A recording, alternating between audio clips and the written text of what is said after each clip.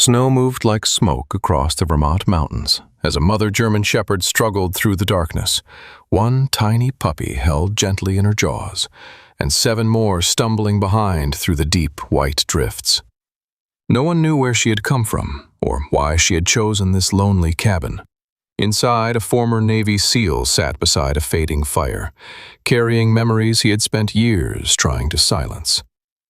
Then a faint scratching reached the door. Why had the exhausted mother brought her entire litter to this particular man? And would he open the door before the storm swallowed their final footprints? This is a fictional story, created for storytelling purposes. Before we begin, tell me, where are you watching from? Drop your country in the comments below. The world had fallen silent beneath a heavy quilt of snow. In the Vermont mountains, the trees stood motionless, their branches bowing under the weight of white.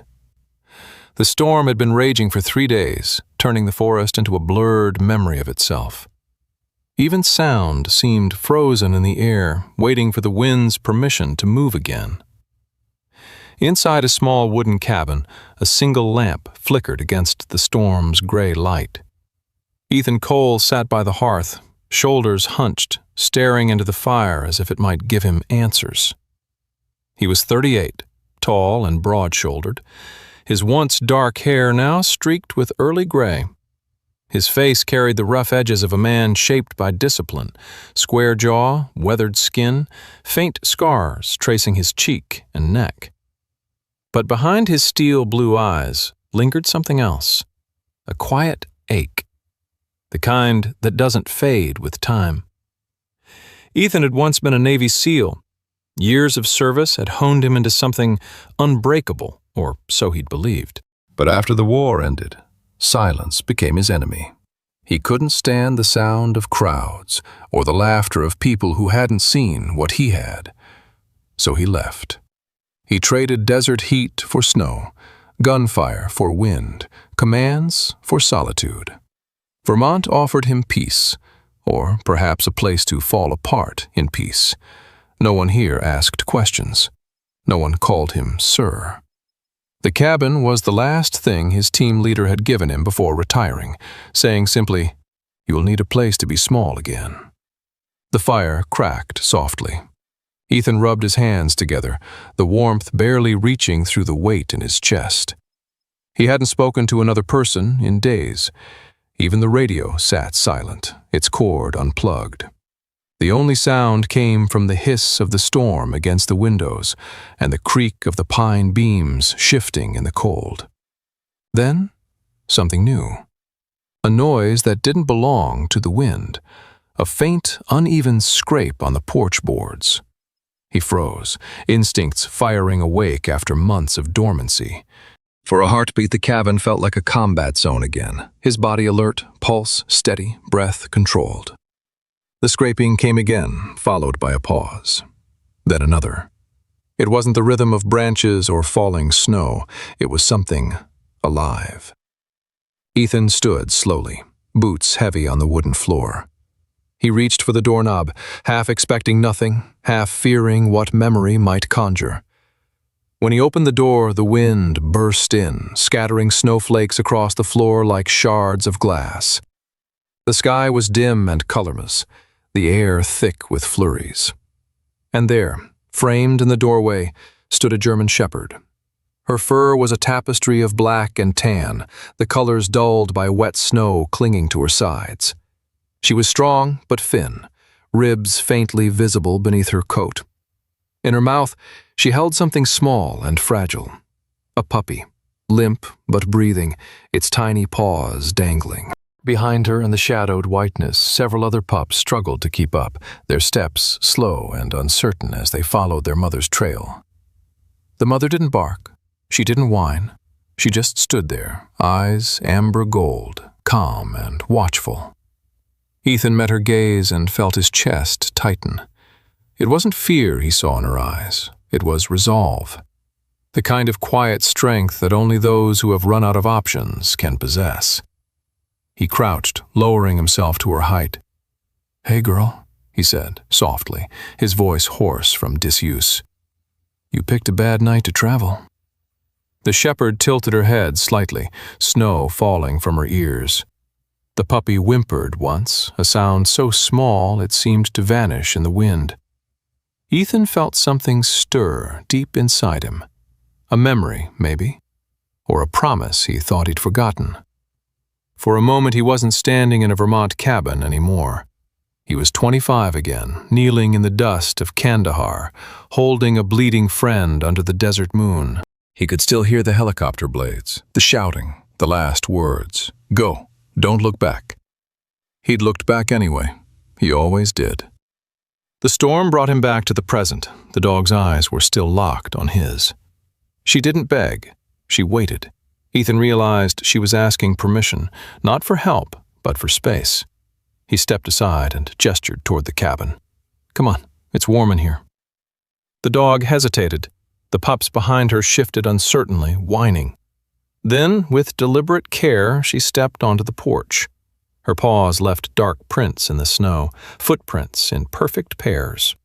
She crossed the threshold, moved to the rug by the fire, and lowered her head.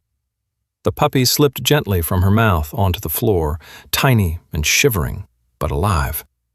The mother gave one quiet sniff, turned back toward the door, and disappeared into the storm again. Ethan stared after her, heart pounding. He stood motionless for several seconds, then grabbed a blanket from the chair and wrapped the small pup, placing it near the hearth. It was weak but breathing. The warmth would help. He looked toward the door again. Minutes passed. Then she returned. Another puppy hung from her mouth, snow stuck to its fur like crystals. She stepped inside, placed it beside the first, and went back out. Again and again she came, each time slower, each trip a fight against exhaustion and the storm's weight. By the fourth trip, her legs trembled as she crossed the porch. By the sixth, her breath came in harsh clouds. Ethan found himself standing by the door, unable to look away. The rhythm of her movement, out into death, back into life, was something he understood too well. He whispered to himself, almost reverently, "You're a soldier too, aren't you?" Outside, the snow swirled harder, covering the prints she'd left behind. But the door stayed open. The fire burned steady, and the sound of her paws against the wood echoed like a heartbeat in the quiet cabin. She returned again and again, and Ethan, once a man who had shut the world out, simply waited, letting her come home one small life at a time. At last, she crossed the threshold once more, another tiny bundle hanging from her jaws. The wind followed her in, scattering flakes across the rug. She set the puppy down beside the others, then turned toward the door. Her eyes flicked toward Ethan, as if to ask for nothing but space and understanding. He took one step back and opened the door wider.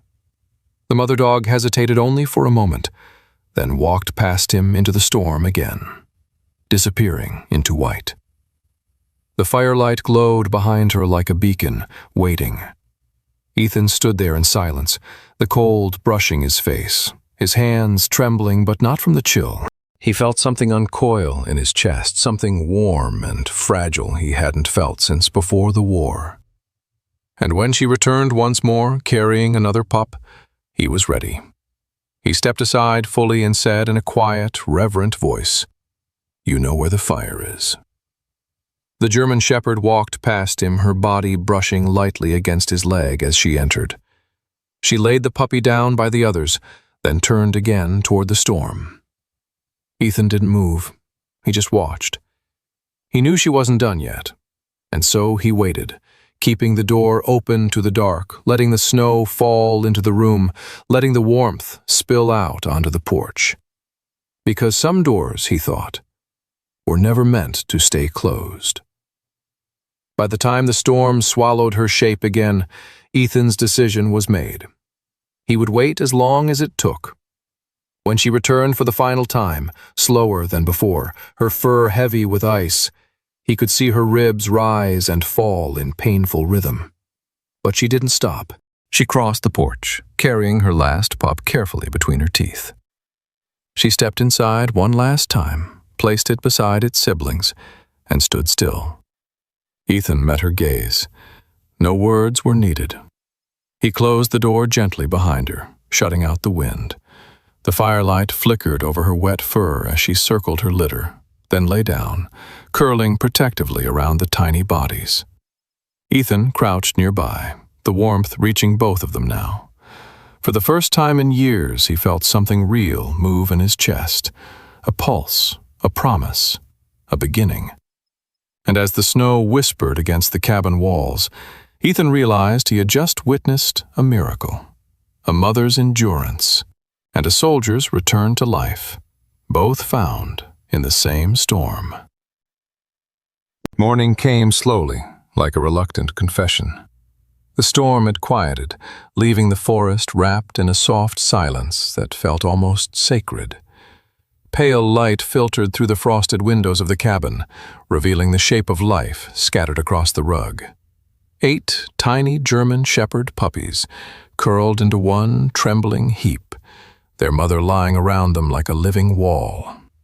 Steam rose faintly from their damp fur as the fire crackled, steady and strong. Ethan Cole hadn't slept. He sat on the floor beside the hearth, elbows resting on his knees, eyes locked on the scene before him. The firelight danced across his face, deepening the lines that years of service had carved into his skin. His beard, just a few days past trimmed, had caught bits of ash. The same calloused hands that once gripped rifles and ropes now fumbled clumsily with an old wool blanket. He tore it into smaller pieces, folding each into makeshift bedding for the pups. They shifted weakly, finding comfort in the warmth, tiny paws twitching in dreams. Each time the mother stirred, she lifted her head toward him, alert but calm. He had learned something in the night, that trust didn't arrive all at once. It crept in, like heat slowly reaching the corners of a cold room. Her eyes no longer guarded but watchful, as if she'd decided that whatever he wasn't danger. Ethan leaned back, rubbing his sore shoulder. The scar there ached whenever the weather turned cold, a memory stitched into his flesh from a night in Mosul. His team had been ambushed. A friend named Parker hadn't made it out. Ethan carried that loss the way he carried the cold, quietly, every day, never speaking of it. Maybe that was why he couldn't bring himself to turn the mother dog away. She too carried what she loved through the storm. By mid-morning, hunger broke the peace. The pups began to stir and whine softly, their cries thin but insistent. The mother rose slowly, stretching her lean frame, her fur still matted from the storm. Ethan reached for the cupboard, remembering the canned soup and the half-bag of powdered milk he'd stored for emergencies. It wasn't much, but it would have to do. He filled the pot with water from the kettle, stirring the milk until it frothed faintly. The smell of warmth spread through the cabin. The mother tilted her head, nose twitching. Ethan poured the mixture into a shallow bowl, setting it on the floor near her. "For you?" he said softly. She hesitated, sniffed once, and then lapped at the milk, slow and steady. He exhaled a breath he hadn't realized he was holding. Watching her eat felt strangely intimate, like witnessing survival stripped to its simplest form. The radio on the shelf crackled suddenly, startling him. He hadn't touched it since the storm began. Static filled the air, followed by the soft hum of a familiar voice. It was Eleanor Brooks. "Ethan, dear, I'm just checking in," she said, her tone gentle but firm. "The roads are still bad, but I left something by your porch early this morning. You'll find it by the step. Don't let it freeze." He looked toward the door, confused. When he opened it, the cold bit instantly at his skin, but there it was, a woven basket resting against the porch rail, half buried in snow. Inside lay a loaf of bread, a jar of soup, and a folded note wrapped in plastic. He carried it inside, brushed off the snow, and unfolded the paper. The handwriting was neat, the ink faintly smudged by moisture. "Some guests aren't sent for saving, Ethan. Some are sent to teach us how to love again." He stared at the words for a long time. Then he glanced toward the fire, toward the mother dog now curled protectively around her pups.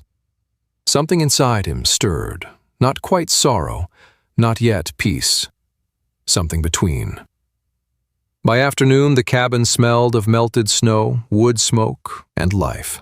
Ethan found himself talking softly as he moved about, not to any human ear, but to her.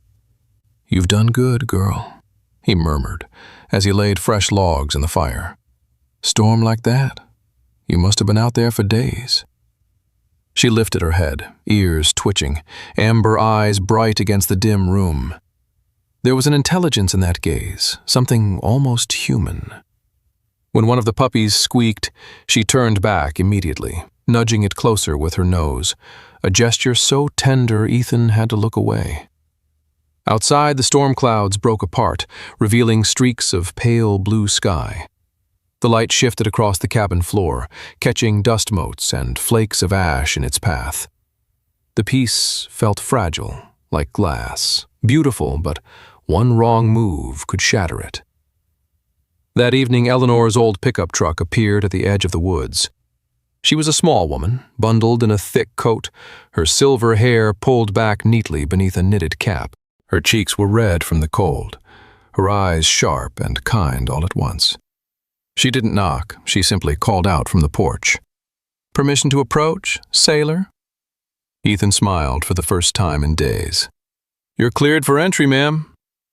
Eleanor stepped in, stamping the snow from her boots. "Well," she said softly when she saw the family by the fire, "seems you've got yourself company." "Found them last night," Ethan replied, scratching his beard. "Or maybe they found me." Eleanor knelt slowly beside the dogs, her joints stiff but her movements careful. "She's beautiful," she whispered, reaching out but stopping short of touching. "Look at her eyes. She's not afraid of you." "No," Ethan said quietly. "Not anymore." Eleanor stood and looked around the cabin, her gaze landing on the blanket-covered floor, the bowls, the fresh firewood. "You've done well. You always did have a soft spot under that uniform."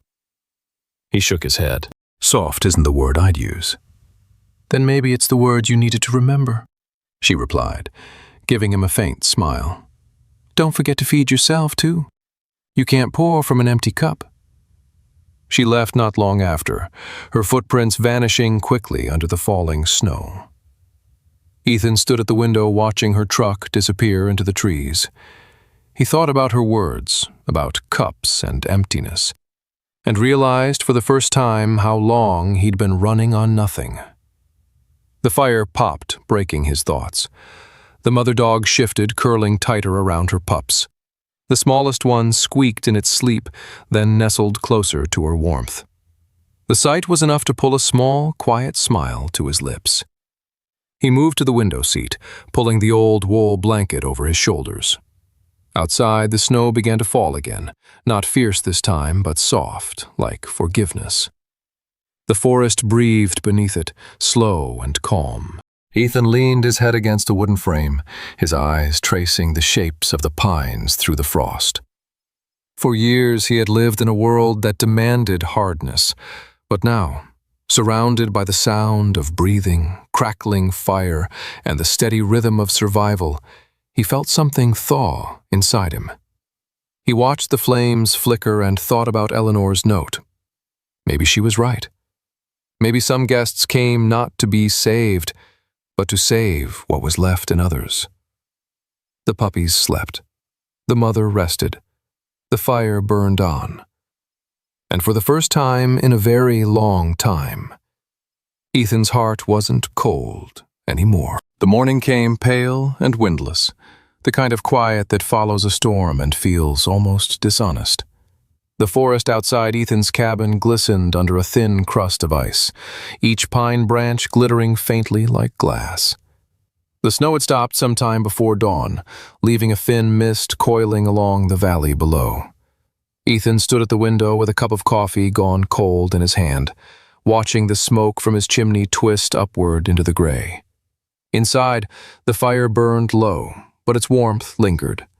The German shepherd mother slept near it, her head resting on her paws, the curve of her body enclosing 8 small shapes breathing softly. Ethan moved quietly around them, the creak of his boots muffled by the rug. There was a peace here, fragile but real, a rhythm of breath and warmth that made him hesitate to disturb it. Yet the same thought kept gnawing at him. Where had she come from? He couldn't stop picturing her walking through that storm, the snow clinging to her fur, the pups trailing behind like shadows. It didn't feel accidental. It felt like purpose. When the firewood ran low, he shrugged on his coat and stepped outside. The cold bit instantly at his face, sharp and clean. His breath fogged the air as he followed the faint trail of paw prints leading down the hill behind the cabin. Each step sank deep into the snow, the ground uneven beneath the new crust. The forest had a muted kind of beauty after the storm. No birds, no movement, only the whisper of melting ice. As the slope descended, the prints deepened, becoming irregular. He found broken branches, bits of fur snagged on bark, and the faintest trace of blood, probably from her paws. The trail led him toward the river that wound through the valley, half frozen, its edges rimmed with jagged shards of ice. When he reached the bank, his breath caught. Near the water's edge, buried beneath fallen branches, he found what looked like the remnants of a den, an old hollow between two roots, its entrance packed with mud and snow. The place was ruined now, half submerged in ice. The river had risen during the storm, swallowing part of the bank.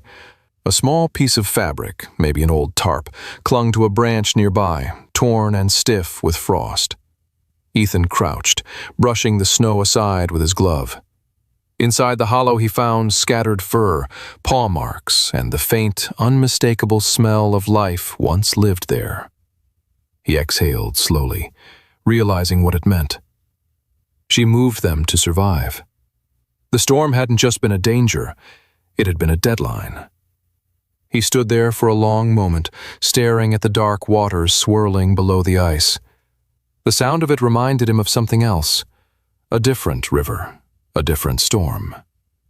He saw flashes of brown floodwater under a foreign sun, the roar of wind, and the cry of men trapped beneath debris.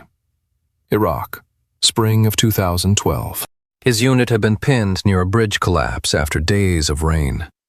He remembered jumping into that current, rope tied to his waist, pulling a teammate to safety while shouting orders that barely cut through the noise. The man had lived, but the next one hadn't. Parker. The current had taken him before Ethan could reach him. Now, standing by this quiet Vermont river, the memory clawed its way up through the years like something half-buried. He clenched his jaw and looked away. The shepherd had done what he couldn't, saved everyone she loved from the flood. For the first time, the line between man and animal, soldier and survivor, blurred completely. A voice behind him broke the silence. "You always find the hard places to stand, don't you?" Ethan turned. Eleanor Brooks was trudging down the path, her small frame wrapped in a thick wool coat and scarf. Her gray hair peeked out from beneath a knitted cap, and she leaned on a wooden walking stick. Her cheeks were pink from the cold, but her eyes, light hazel, sharp as ever, carried a calm that could silence noise. "Didn't expect to see you this far out," Ethan said. "I figured you'd come looking for where she came from," she replied, nodding toward the river. "You've always been like that, needing to know the beginning of every story." Ethan managed a faint smile. "Old habits. I guess I can't leave a mystery unsolved." Eleanor joined him by the water, looking at the ruined den. "Poor thing," she murmured. "I wonder how long she's been out here alone." "Long enough to know how to survive," Ethan said. The older woman's gaze drifted to the horizon where the mist began to thin into sunlight.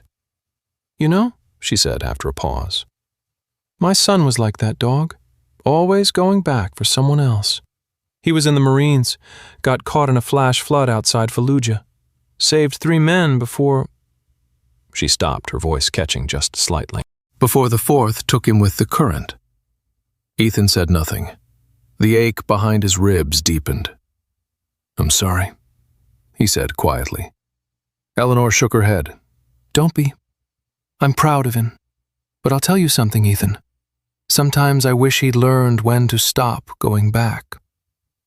The wind shifted, carrying the scent of pine and wet earth. Ethan stared at the broken den again. Stopping never felt like an option to people like us, he said. Eleanor looked at him, a faint, knowing smile crossing her lips. Maybe it's time you learn that it can be. She turned and started back up the hill. Come on, before we freeze solid. I brought something warm in the truck. They walked in silence through the trees, the sound of their boots muffled by snow. When they reached her old pickup, she handed him a thermos. The scent of coffee and cinnamon drifted out when he opened it. You keep feeding her? Eleanor asked as she brushed snow off the hood. Yeah, milk and broth for now. She trusts me enough to eat from my hand. That's good. You should talk to someone from the Wildlife Center, she said. There's a vet, Sarah Mitchell. Runs the Cedar Ridge Rescue. She's young, but she knows her work. Drove all the way from Montpelier last month to help a fox with frostbite. Ethan nodded. I'll call her. The dog deserves more than I can offer. Eleanor smiled faintly. Maybe. Or maybe she's offering you something you haven't had in a long time. He didn't answer, but her words followed him all the way back to the cabin. The sun had begun to slide behind the ridges, the light softening to amber. Inside, the shepherd lifted her head when he entered, ears pricking, eyes alert. The pup squirmed against her side, warm and safe. Ethan crouched beside them, brushing snow from his coat. You picked one hell of a spot, he murmured. River almost took it all. The dog blinked slowly, her gaze calm and knowing. Ethan reached for the phone on the counter, hesitating before dialing. He hadn't made a call that mattered in years. His thumb hovered over the buttons, his reflection faint in the frosted glass of the window. Finally, he breathed out and dialed the number Eleanor had given him. When the line clicked open, a woman's voice answered, steady, professional, lightly touched with warmth. Cedar Ridge Rescue, this is Dr. Sarah Mitchell.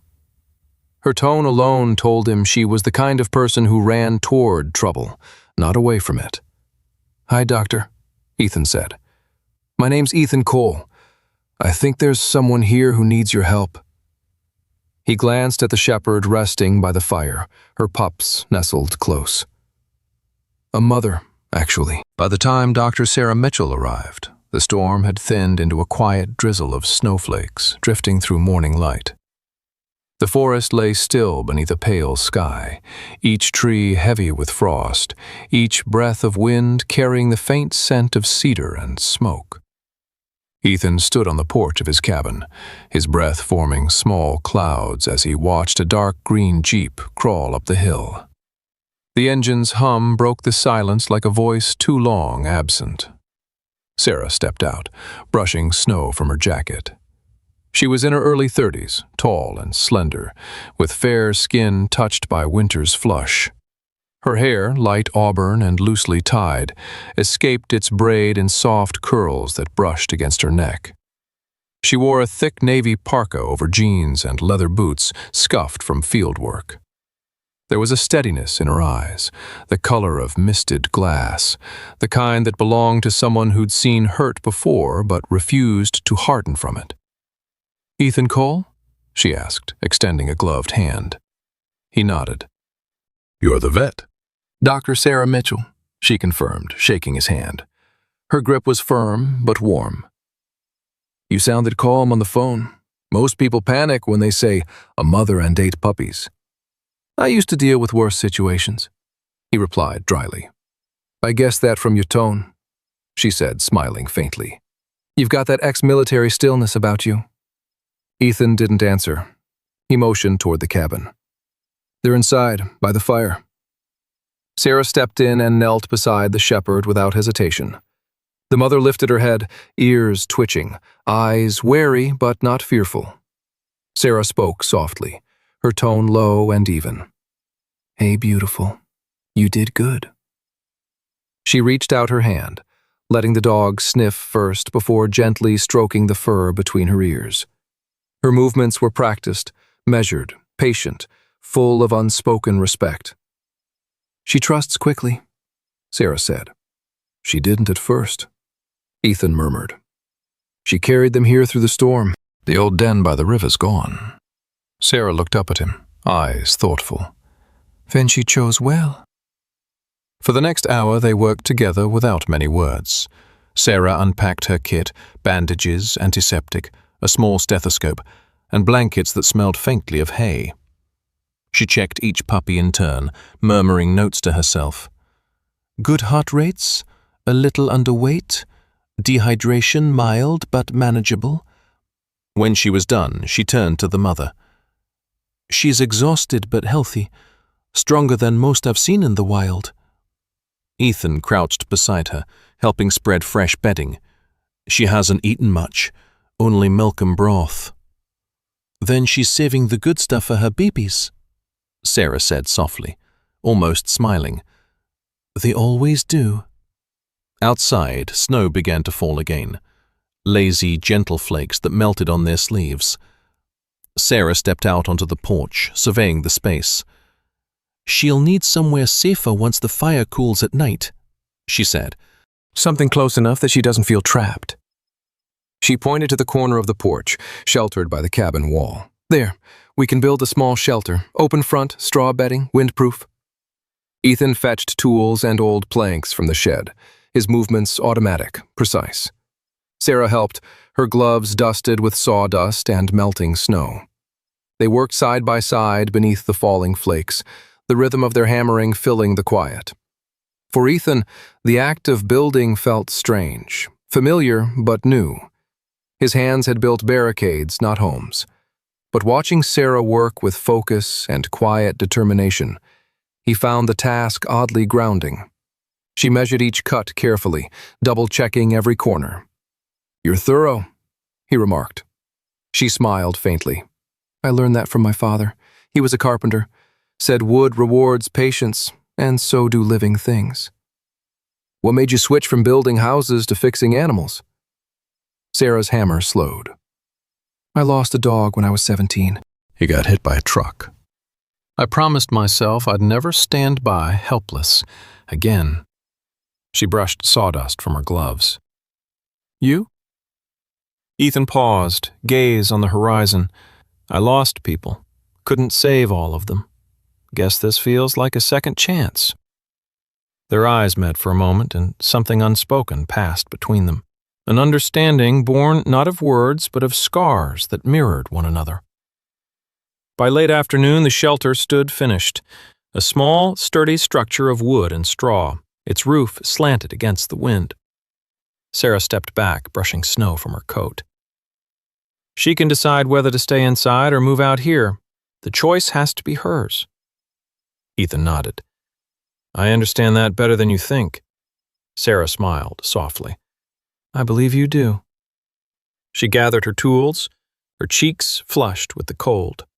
"I'll check in tomorrow. If she moves them here tonight, that's a good sign. If not, she's still deciding if she trusts you." As she packed her Jeep, Eleanor's old blue sedan pulled into the drive. She stepped out, her scarf wrapped tightly around her neck, a thermos steaming in her hand. "Looks like I missed all the work," she said, smiling. Sarah wiped her hands on her jacket and extended a polite hand. "Dr. Mitchell, ma'am. The rescue center." "Eleanor Brooks," the older woman said warmly. "You're doing God's work, dear." She handed Ethan the thermos. "Tea with honey. You both look frozen through." They stood for a while in easy silence, sipping tea and watching the snow deepen around the porch. Then Eleanor looked toward the shepherd visible through the cabin window. "If she decides to stay," she said quietly, "give her a name, Ethan. Something that means gratitude."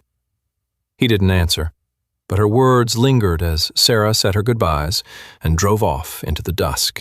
The sound of the Jeep faded into the distance, leaving only the crackle of fire and the whisper of snow against the glass. Ethan lingered outside, his breath clouding the air, the world dimming into twilight. The forest exhaled a faint mist that curled around the trees like smoke. Behind him, the mother dog stirred. He turned and saw her standing at the cabin door, her amber eyes reflecting the glow of the fire. Without hesitation, she stepped out into the snow, one puppy gently held in her mouth. She crossed the porch to the new shelter, slipped inside, and placed the pup onto the straw. Then she returned to the cabin, picked up another and another. Ethan watched from the doorway, the firelight spilling behind him, the snow whispering beneath her paws. Trip after trip, she carried them carefully until the last one was tucked safe beside her in the small wooden shelter. When she finally settled, her body curved protectively around them, breath steady, eyes half closed. Ethan smiled, his voice low but sure. "From now on," he whispered, "your name is Hope." The wind sighed softly through the pines, as if agreeing. The sky that morning was the color of ash. A faint wind stirred the snow that had settled overnight, brushing thin trails of white against the window panes of Ethan's cabin. Inside, the fire burned low, its embers glowing like small, patient hearts. Hope lay curled in the wooden shelter by the porch, her body a wall of warmth around her litter. 8 small bundles of fur shifted and whimpered in sleep. But one, the smallest, lay unusually still. Ethan noticed first. He had stepped out with a mug of coffee steaming in his hand, meaning only to check on them before dawn fully broke. The soft sound of breathing had always calmed him, like a rhythm that belonged to a better world. But this morning that rhythm faltered. The smallest pup, a tiny black and tan one with a faint white patch on its chest, struggled to breathe, each inhale shallow, each exhale slower than the last. Its ribs fluttered like paper. "Hope?" he whispered. The mother lifted her head. Her amber eyes met his, steady and alert. She knew.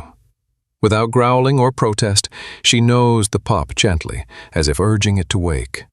It didn't. Then, in a movement so deliberate it made Ethan's throat tighten, she picked up the puppy and placed it at his feet. Her gaze lingered, not fearful, not pleading, but trusting. Ethan crouched, the weight of her gesture hitting him like a memory from long ago. He thought of the way soldiers sometimes pass their wounded to the medic, not with words, but with the quiet understanding that said, "Take care of him." He swallowed hard, then hurried inside, the pup cradled against his chest. By the time Sarah arrived, the light had begun to change, soft gold slipping through the trees. She stepped out of her Jeep carrying her worn leather bag, the scent of antiseptic and hay following her. Her auburn hair was tied back under a wool cap, cheeks flushed from the cold. When Ethan met her at the door, she didn't need explanation. One look at his face was enough. "She's fading," he said, voice tight. Sarah nodded, already moving. "Show me." Inside, she cleared a small space on the table and laid down a towel. Her movements were precise but gentle, every action shaped by both experience and empathy. She checked the pup's heartbeat with a stethoscope, her brow furrowing. "Weak but still there, cold, though. We need to warm her fast." Ethan brought blankets and the old heating pad he'd used on his shoulder injury. Sarah wrapped the tiny body in layers of flannel, rubbing small circles along its chest. "You have any milk left?" He nodded, pouring the last of the formula they'd made days ago. Sarah filled a small syringe and pressed it to the pup's mouth. "Come on, sweetheart," she murmured. "You've made it through worse than this." Hope watched from the doorway, head low, eyes following every movement. Her posture was tense but not hostile, more like a parent waiting outside an operating room. When Ethan reached toward her, she didn't flinch. She simply exhaled once, a sound that carried exhaustion and faith all at once. They worked for hours. Ethan took turns holding the pup against his chest, his hands trembling slightly. "Feels like holding a heartbeat that's trying to run away," he said quietly. Sarah didn't reply. She just adjusted the syringe, feeding small drops between the pup's lips. At one point, the fire sputtered. Ethan got up to add more wood. Sarah looked around the cabin. The framed photograph of a Navy unit on the mantel, the folded American flag in a glass box. She studied his face as he crouched by the fire, The way his eyes had that distant focus she'd seen in other veterans, the kind that meant he'd left pieces of himself in places most people never wanted to imagine. "You've done this before, haven't you?" she asked softly. He gave a faint smile without turning. "Not like this, but yeah. Different kind of rescue, same feeling." Same helplessness. Sarah nodded. "The difference is, this time you can stay." He looked at her then, a brief, unguarded look, and she saw the truth of it. As night fell, snow began again, soft and endless. The cabin glowed in the darkness like a small lantern in an ocean of white. Hope stayed close to the doorway, sometimes pacing, sometimes lying down, but never truly resting. Ethan and Sarah alternated shifts, warming milk, checking the pup's pulse, whispering small encouragements neither could explain. Sometime after midnight, the tiny dog began to stir. Its breathing deepened, uneven but stronger. A weak sound, more sigh than bark, escaped its throat. Sarah smiled, her eyes tired but bright. "She's fighting?" Ethan let out a slow breath, as if he'd been holding it for hours. "So was I," he said quietly. They stayed that way until the first streaks of dawn stretched across the snow. Light spilled through the window, painting the cabin gold. The pup blinked. For the first time, eyes opening, small and uncertain, like a soul deciding whether to stay. Sarah laughed softly, relief shaking her voice. "There you go, little one. Welcome back." Hope rose from the doorway and walked to them. Ethan hesitated, but Sarah stepped back. The mother reached the table, sniffed the pup gently, then looked at Ethan. Without a sound, she licked his hand, once, warm and slow. It broke something open inside him. The tears came sudden and hard. They weren't loud, just steady, his shoulders shaking as he pressed a hand to his face. It wasn't grief. It was release. Sarah looked away, giving him the privacy she knew he needed. Hope stayed close, her head against his knee, her breath steady and real. When Ethan finally looked up, the world outside the cabin seemed softer somehow. The snow had stopped, and sunlight glittered through the trees like a promise kept. The pup nestled against its mother, alive and breathing. And for the first time since leaving the Navy, Ethan Cole let himself believe in something again. The wind began as a whisper, then rose to a growl that shook the windows of the cabin. By late afternoon, the storm had returned with a fury that belonged to no season but winter's last stand. Snow fell in thick, angry waves, erasing the outlines of trees, the path, and even the small shelter that stood just beyond the porch. Ethan Cole watched from the window, his reflection merging with the swirling white beyond. The fire behind him burned strong, its light flickering across his face, but his eyes were fixed on the darkening world outside. He could feel the shift in the air, that strange, silent pressure that came before nature unleashed its full strength. The storm wasn't just weather. It felt alive, like an old enemy returning for one last reckoning. Ethan pulled on his heavy coat, the same one he'd worn during his first winter in Vermont, and stepped outside. The wind hit him with brutal force. Snow whipped his face, sharp as needles. The shelter by the porch, the one he and Sarah had built, groaned under the weight of ice and snow. Hope was inside, curled around her pups, her fur dusted white. She looked up when she saw him, calm, steady, waiting. "Hang on, girl," he shouted over the roar of the storm. "We're not losing this one." He waded through knee-deep snow, each step a fight. The boards of the shelter creaked, and then, with a sound like splintering bones, one side gave way. Ethan lunged forward just in time, pulling the tarp and straw back as the roof collapsed inward. Hope barked once, sharp, commanding, and stood her ground. She didn't flee. She stayed, pressing herself between the falling boards and her puppies until Ethan reached her.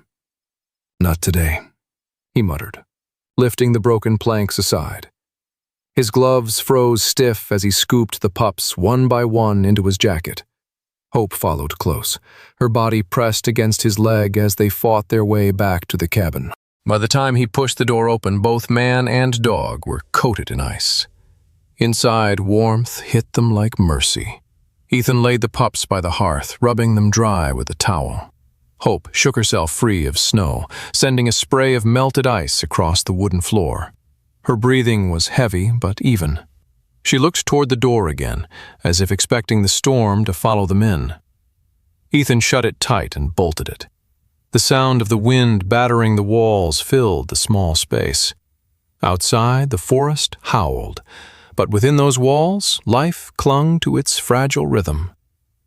He sank into the chair near the fire, Hope at his feet. The cabin flickered between light and shadow, the storm's voice roaring against the roof. It felt like being back on the battlefield. The thunder, the pressure, the sense that everything depended on endurance. Only this time there was no mission, no command, no radio call. Only instinct. Hope rose, pacing toward the door. Her ears twitched with every crash of wind. She planted herself before the wooden frame, her stance tall and still, a silent sentinel. Ethan watched her, the firelight tracing the muscles along her back, the tension in her body, the strength in her stillness. He had seen men do the same, stand guard to the night so others could sleep. It hit him then how alike they were, soldier and mother, both bound by the same unspoken duty, to protect, no matter the cost. "Stand down," he said softly. But Hope didn't move. She stayed where she was, her gaze fixed on the storm as if daring it to come closer.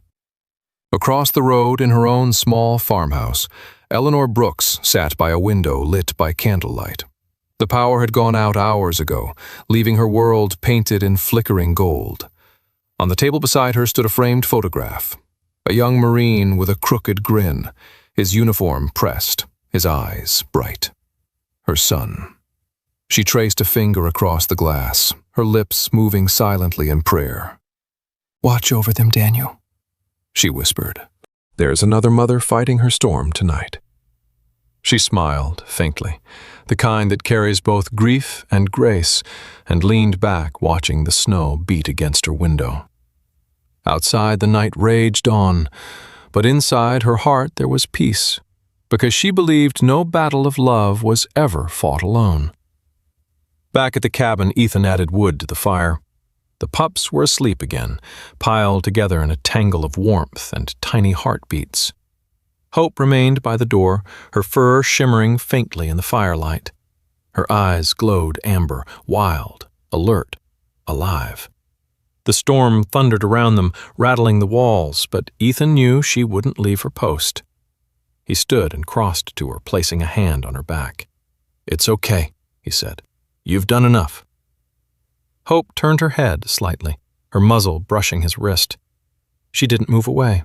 Ethan left his hand there, feeling the steady rhythm of her breath, the same rhythm that had carried her through the blizzard, through hunger and exhaustion, through fear itself. The hours crawled by, the wind screamed, the fire hissed. At some point Ethan must have dozed in the chair because when his eyes opened, the room was pale with dawn. The storm had passed, the wind was gone. He stood slowly, every joint aching, and walked to the window. The world outside was transformed, the snow no longer furious but soft and endless, gleaming beneath the morning sun. The trees sparkled like glass sculptures, their branches heavy but unbroken. The air felt new, rinsed clean by survival. Turning back to the fire, Ethan saw them, Hope and her litter, nestled together on the rug. She had finally left the door. Her body was half curved around the pups, half leaning against his leg where he'd fallen asleep beside the hearth. He reached out, resting his hand lightly on her shoulder. "Looks like we made it," he whispered. Hope stirred, lifted her head and pressed her muzzle against his chest. The warmth of her touch was quiet, honest, and unguarded. the kind of gratitude words could never capture. Ethan closed his eyes, the sound of the fire soft in his ears, the weight of peace settling where war had once lived. Outside, sunlight poured across the snow, glinting like small fragments of hope scattered across the land. And for the first time in his memory, Ethan felt no need to brace himself against what came next. Hope and her pups slept soundly against him, and the soldier finally allowed himself to rest. By early March, the world outside Ethan's cabin began to thaw. The snow that had buried Vermont's forest for months was pulling back into the earth, leaving behind patches of dark soil and the first whispers of green. The air smelled different now, softer, almost sweet, touched by the promise of new life. The river that had once nearly taken Hope's den now ran clear and steady, reflecting the sunlight like a blade of glass. On the porch, Ethan sat with his coffee, watching chaos unfold in the most beautiful form imaginable. The puppies, now 10 weeks old, tumbled over one another in wild play. Their legs were too long for their bodies, their ears too big for their heads, and their sense of balance non-existent. The largest male tried to drag a stick twice his size across the yard. The smallest female barked at her own reflection in a puddle. Their fur gleamed black and gold beneath the sun, and their laughter, for it sounded like laughter to Ethan, filled the space that had once known only silence. Hope lay nearby, stretched across the porch with her head resting on her paws, eyes half closed but watchful. She was stronger now, her fur thick and glossy again, her body lean and confident. Every so often she lifted her head to nudge a pup that wandered too close to the steps, or barked softly to call them back when they strayed too far. Ethan smiled at the sight. She had become the heart of this place, as if the cabin, the woods, and even the wind itself revolved quietly around her. Sarah arrived just before noon. Her green Jeep rolled up the dirt road, kicking up small clouds of mud instead of snow this time. She stepped out with a box of supplies in one arm and a grin that carried spring's warmth. Her auburn hair shimmered in the sunlight, loosely tied back, her cheeks flushed pink from the drive. She wore a forest green jacket with rolled sleeves, jeans tucked into scuffed boots, and sunglasses that did little to hide the kindness in her expression. "Looks like the rescue operation was a success," she said, smiling as she stepped onto the porch. Ethan leaned against the railing. "You tell me, Doc. You're the professional." Sarah crouched beside the puppies, who immediately swarmed her boots, tails wagging furiously. "Healthy," she murmured, checking them one by one. "Curious, mischievous, exactly how they should be." She laughed when one tried to climb her knee. "You, little soldier, have no sense of boundaries." Eleanor arrived not long after, her old sedan creaking into the clearing. She stepped out, holding a covered dish and a paper bag. "Before you ask," she said, "it's apple pie. And no, Ethan, you don't get to claim it all for yourself." She was wrapped in a soft gray sweater and wore her hair pinned neatly at the back. The lines on her face seemed gentler now, her step steadier. There was peace in her eyes, the kind that comes from watching life begin again where it almost ended. Inside the cabin, sunlight spilled through the windows, catching the dust in golden motes. Sarah set up her supplies on the table, syringes, cotton, a clipboard, a small cooler with vaccines. The puppies whined and protested when she began, but her voice was calm and soothing. "Easy there," she whispered to each one. "This means more playtime later." Ethan helped hold them steady, his big hands surprisingly gentle. Sarah noticed the way his touch had changed. Not the rigid carefulness of a man afraid to break something fragile, but the ease of someone who finally trusted his own strength again. When the last pup was done, Ethan released a breath. "They didn't even bite me this time," he said. "Progress," Sarah replied with a grin. "You're getting good at this." Eleanor poured tea from her thermos and passed the mugs around. The scent of apples and cinnamon filled the air. "I can't remember the last time this place felt so alive," she said, looking out the window. "Used to be so quiet up here." Ethan smiled faintly. "Quiet's overrated. Now you sound human again." Eleanor teased. Sarah laughed, brushing a stray hair from her cheek. Actually, I was going to ask if you'd consider joining us at Cedar Ridge, even part-time. We're short on hands this spring, and you've got a natural way with them. Ethan raised a brow. You want me to volunteer? I want you to do what you're already doing, she said, gently, helping things find their footing again. He hesitated, staring into his cup. For a long moment, only the crackle of the fire filled the silence. Then he nodded once. Maybe it's about time I tried saving something that can actually be saved. Sarah's smile was small but knowing. We all need rescuing sometimes. Eleanor looked between them, the corners of her mouth curling upward. Sounds like spring's doing its job after all, she said softly. The afternoon passed in warmth and laughter. The pups napped in the sun, Hope keeping lazy watch beside them. When Sarah left, she promised to bring adoption forms for the puppies once they were ready. They'll need good homes, she said. Ethan looked toward the yard, where the pups had begun chasing each other again. Yeah, he murmured. They already have one. Later that evening, the sun sank low behind the trees, turning the snowmelt into ribbons of gold. The air buzzed faintly with insects, a sound Ethan hadn't heard in months. Inside, he sat at his desk, the light of dusk spilling over his shoulder. On a small piece of scrap wood, he carved words with his pocket knife, slow and deliberate. When he finished, he carried it outside and nailed it above the porch. The letters were uneven, but clear. Winter shelter. The first place we were chosen to stay. Hope rested on the porch steps, her fur catching the last of the sunlight. The puppies tumbled beside her, their tiny bodies glowing in the amber light. Ethan sat down next to her, the smell of pine and wood smoke filling the air. Not bad, huh? He said quietly. Hope lifted her head, brushed her muzzle against his arm, and sighed, a deep, contented sound. For the first time since he could remember, Ethan didn't feel like a visitor in his own life. The cabin wasn't a hiding place anymore. It was home. The first snow of the new year came quietly, like an old friend returning without a word. It fell in soft, delicate flakes that seemed to remember where they had landed before, on the railings, the cabin roof, the pine branches that had grown a little taller since last winter. The mountains of Vermont were hushed again, though this time not in loneliness, but in peace. Ethan Cole stood by the window, buttoning the jacket of his Navy working uniform, the same green-gray-blue camouflage that had once carried him through war-torn cities and broken skies. He hadn't worn it in nearly a year. The fabric felt heavier now, not because of the memories it held, but because it reminded him how far he'd come from the man who once hid inside this cabin. His reflection in the glass caught him off guard, the short, dark hair streaked with gray, the light-trimmed beard, and the calm, steady eyes that no longer ran from what they'd seen. Behind him, the cabin glowed with life.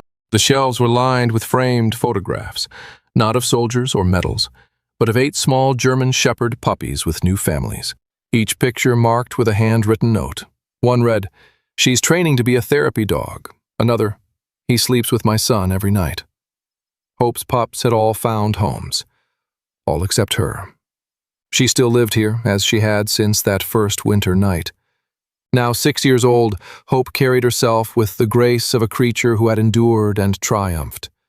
Her black and tan coat gleamed in the soft light, the scar along her flank now barely visible beneath the thick fur. She walked slowly to Ethan's side, pressing her head against his leg. Her amber eyes lifted to his face, questioning, patient, as if she too sensed the weight of this day. Ethan smiled faintly. "You remember, don't you?" he said, his voice low. This is where it all started.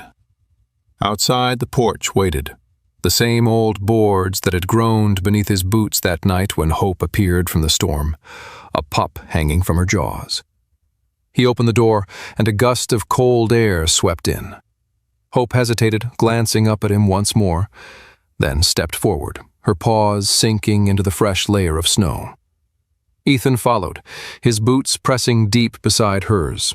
Their tracks formed two lines that ran side by side toward the edge of the porch. The morning light was pale gold. The forest beyond shimmered under a thin veil of frost. Hope stopped halfway down the steps and looked back, her ears pricking up. For a heartbeat, Ethan saw her as she had been that first night, trembling but unbroken, desperate yet brave. Now she was different, steady, sure, belonging. He stood quietly, his breath visible in the air, and realized that the silence no longer hurt. It was the same kind of silence soldiers feel after the last explosion fades, the one that tells them they've lived long enough to hear it. The sound of a car broke through the stillness. A familiar green Jeep pulled into the clearing, followed by an old gray sedan. Sarah stepped out first, her auburn hair hidden under a cream knit hat, her long coat dusted with snowflakes. She waved when she saw him. "You wore it," she called, smiling. Ethan laughed softly. "Didn't think I'd ever put this thing on again." Sarah walked up the porch, brushing snow from her gloves. She looked at him with that same quiet understanding she always carried, the kind that came from seeing pain and choosing not to look away from it. "Sometimes," she said, "we wear old uniforms just to remind ourselves how far we've walked without them." Behind her, Eleanor Brooks climbed the porch steps more slowly, holding onto the railing with her mittened hand. Her hair was fully white now, tucked beneath a wool cap, but her eyes still had the sparkle of someone who believed in small miracles. She handed Ethan a pie tin wrapped in foil. "Apple again," she said with a grin. "Tradition, right?" Ethan accepted it with a warm chuckle. Wouldn't be a proper visit without it. They all stood together for a moment, watching Hope pad across the snow. The dog turned back toward the cabin, her paws leaving a perfect trail beside Ethan's boot prints. Eleanor's gaze softened. "You know," she murmured, "not everyone who leaves the battlefield ever finds peace again." She turned toward him, her voice gentle. "But you did, Ethan. And you found it right here, on your own porch." For a long time, no one spoke. The snow fell lightly, catching on their coats and hair. The firelight from inside the cabin glowed through the open door, casting warmth across the threshold. Sarah stepped closer, her voice barely above a whisper. "What will you do now?" Ethan looked toward the mountains, their peaks bright against the morning sky. "Keep building," he said simply. "Maybe not walls or fences, but lives." He smiled down at Hope, who had come to stand beside him again. "She taught me that home isn't something you hide in. It's something you share." Eleanor nodded approvingly. Spoken like a man who finally belongs somewhere. Hope leaned her head against his knee. Ethan crouched, his hand brushing over her fur. The snow continued to fall, slow and soundless, like the final words of a prayer. Behind them, the cabin stood steady and bright, its porch creaking softly under their weight, a witness to everything that had begun and ended there. The wind carried the faint scent of wood smoke and apple pie. Sarah laughed as one of the falling snowflakes landed on Hope's nose, making her sneeze. Ethan's laughter joined hers, low and unguarded. The warmth spilling from the cabin door framed them in soft, amber light. 3 humans and 1 dog, bound not by survival anymore, but by something quieter, stronger, belonging. Ethan reached for the door handle, but paused. The fire's glow flickered against the snow. He looked down at Hope one last time before stepping inside. "Come on, girl," he said softly. "Let's go home." The porch creaked as they turned. Snow fell behind them, covering their footprints, but the memory of them, side by side, would remain. Sometimes God's greatest miracles don't arrive with thunder or angels. They come quietly, in the form of a second chance, a loyal friend, or a warm light waiting behind a cabin door. Ethan thought his story had ended on a battlefield, but grace found him in the snow, through a creature who only wanted to love and be loved in return. Hope was more than a dog. She was a reminder that heaven often whispers through the smallest acts of compassion. And maybe that's the lesson for all of us. The miracle you're praying for might not look like a rescue. It might look like the courage to open your door again, to forgive yourself, or to offer kindness to someone who's been left out in the cold. If this story touched your heart, share it with someone who believes that faith still lives in ordinary days. Leave a comment about the blessings you've witnessed in your own life, and subscribe for more stories that remind us we are never too lost to be found again. May God bless you, keep you warm in your winters, and fill your home with the quiet, steady light of hope.